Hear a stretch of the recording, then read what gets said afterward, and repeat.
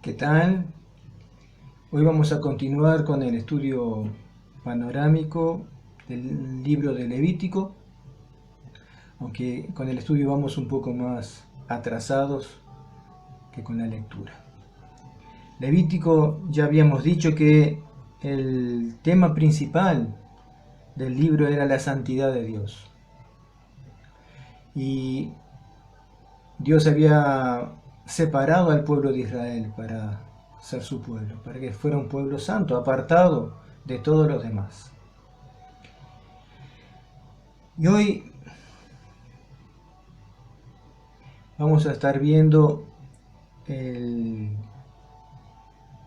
capítulo 11 y 12. ¿Sabe? Para darle un título, para que vayamos pensando, ¿verdad? Cómo aplicar lo que dice acá en este libro con nuestro tiempo, con nuestra vida ahora, hoy. Y voy a citar una frase de un famoso predicador, John Wesley. La limpieza está al lado de la piedad. La pureza de conducta y de toda la persona va junto con la piedad, con esa vida de un creyente, de uno que ha sido hecho hijo de Dios, que quiere agradar a Dios, que quiere hacer la voluntad de Dios, que quiere llevar una vida en santidad, en pureza. En el campamento de Israel, en aquel tiempo, los conceptos de limpieza y piedad estaban tan entrelazados que eran casi sinónimos. Todo el pueblo, todo israelita, sabía que había tantas reglas de parte de Dios para llevar una vida limpia, una vida diferente. Desde el nacimiento hasta el entierro, los judíos tenían que someter cada aspecto de sus vidas cotidianas a la autoridad de la ley de Dios. Tenemos que recordar que ellos habían vivido como esclavos en Egipto más de 400 años. Así que por supuesto había muchas costumbres que se habían pegado. 400 años, más de 4 generaciones.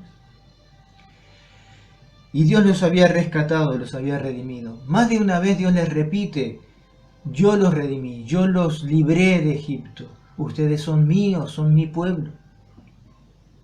Y vamos a estar viendo ahora en el capítulo 11 los primeros versículos del 1 al 23 acerca del comer, de la comida. Dios le da detalles al pueblo, ¿verdad? ¿Qué animales son limpios y cuáles son inmundos? Los que podían comer, los limpios, y los que no. Y les da una lista de animales terrestres que podían comer, que eran limpios, y animales que no podían comer porque eran inmundos. Y de aves, lo mismo, y peces, lo mismo. Cuando el Señor dio estas leyes, tenía en mente la salud de su pueblo. Sin lugar a dudas, pero el propósito principal de este código era recordar a los israelitas que pertenecían a Dios y se vieron obligados a mantenerse separados de todo lo que los contaminaría. Así de estricto, ¿verdad? Pero sin duda había también un tema y una razón de salud para el pueblo. Los judíos del antiguo pacto debieron aprender a elegir entre complacerse a sí mismos y ser impuros o complacer al Señor y ser limpio. No había un punto medio. Y eso para nosotros, si bien hoy no hay reglas en cuanto a comer, ¿verdad? Que alimentos sí, que hay alimentos no, pero sí es bueno pensar que hay cosas que nos gustaría hacer pero son dañinas. Y hay cosas que no nos gustan y son saludables, incluso en los alimentos. Hoy nosotros también tenemos que saber elegir qué cosas agradan a Dios y qué cosas no le agradan, ¿verdad? Porque el cristiano, la iglesia es un pueblo separado de todas las costumbres y hábitos de lo que llamamos mundo, de lo que nos rodea. También el Señor les dio reglas y leyes en cuanto al tocar. 32 veces en Levítico 11 encuentra la palabra sucia y 10 veces encuentra la palabra abominación. ¿Sabe? Lo que Dios dice que es inmundo debe ser una abominación en nuestros ojos. Entonces el judío sabía que no podía tocar animales muertos o animales inmundos. Y eso es una regla de la prevención. Ese animal muerto pudo haber muerto por alguna peste, alguna enfermedad contagiosa, así que aquel que lo tocaba se iba a enfermar y iba a contagiar a otros. Así que aquel que tocaba un animal muerto era considerado impuro, inmundo, entonces tenía que quedar fuera del campamento hasta la tarde, hasta la tardecita. Luego lavar sus vestidos, lavar su cuerpo, lavarse y entonces podía volver al campamento. Y después también de un ceremonial, ¿verdad?, de limpieza. Lo que Dios dice que es inmundo, entonces debe ser a nuestros ojos una abominación. El primer paso hacia la desobediencia es a menudo reclasificar el pecado y hacer que se vea aceptable en lugar de abominable. Es muy peligroso. Aquello que Dios dice que es pecado, es pecado. Hoy vivimos en una sociedad que rechaza los absolutos morales y promueve una moralidad fluida, una moralidad relativa, que no es moralidad en absoluto. Basta con ver la sociedad donde vivimos, lo que nos rodea, lo que escuchamos, las noticias, las redes, para ver esto. Pero la reclasificación de la sociedad del pecado no cambia en nada las cosas. Dios todavía llama al pecado una abominación y todavía lo juzga. Lo que Dios dice que es pecado, es abominable. Debe ser asqueroso a nuestros ojos también.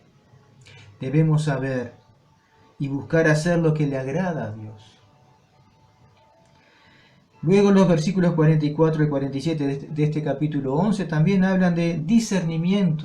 Discernimiento es saber separar, ¿verdad? Aquello es bueno, aquello otro es malo. Para que el pueblo judío se mantuviera limpio y complaciendo al Señor, debían ejercer discernimiento. Esto significaba conocer la palabra de Dios, respetarla y obedecerla. Obedecer la voluntad de Dios no es una carga, es un privilegio.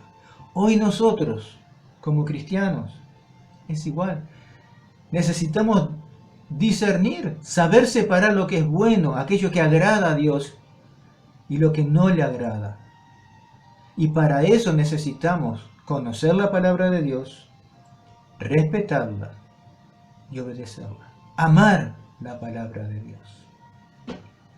Cristo nos ha redimido, no para que podamos ser libres de complacernos a nosotros mismos, sino para que podamos ser libres para servirle a Él.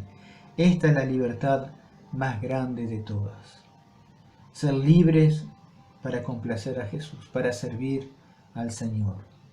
Por último, el capítulo 12 habla de purificación, la purificación de la mujer después del parto. Y sabe, sin duda hay cuestiones de salud involucradas en todas estas instrucciones. Dios quería que su pueblo fuera diferente a todos los pueblos que lo rodeaban. Que no adoptaran las costumbres abominables de los pueblos que los rodeaban. Y también hoy sucede. Dios quiere que su pueblo, sus hijos, sean puros, sean santos. Dios amablemente hizo provisión para la limpieza y restauración de cualquiera que se hubiera contaminado.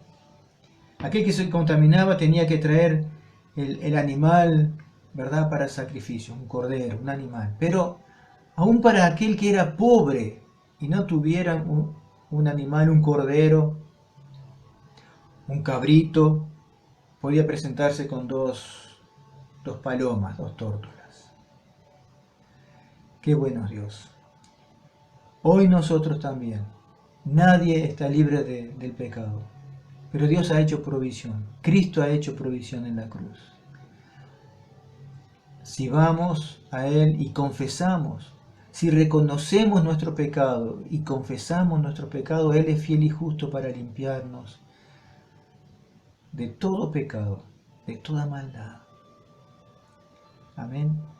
Espero que te sea de bendición esto que vamos compartiendo para ayudarnos a leer estos maravillosos libros que forman parte de la palabra de Dios, de la Biblia. Y te invito a que nos sigas acompañando, que no dejes de leer la Biblia. Amén. Que el Señor los bendiga.